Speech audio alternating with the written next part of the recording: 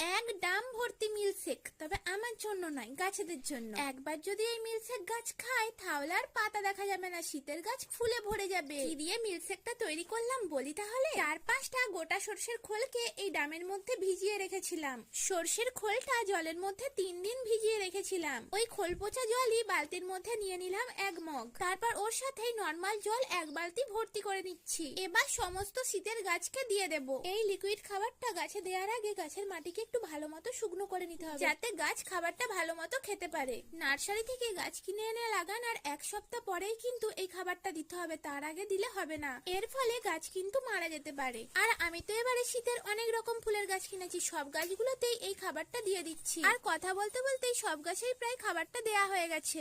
এই যে গাঁদা গাছটা দেখছো, 4টে মাত্র ডাল লাগিয়েছিলাম, আর এই প্রথম কিন্তু গাছটায় খাবার দিচ্ছি। এতদিন কিন্তু বাগানের নর্মাল মাটিতেই ছিল, কিন্তু ফুল হয়েছে দেখো গাছ ভরে।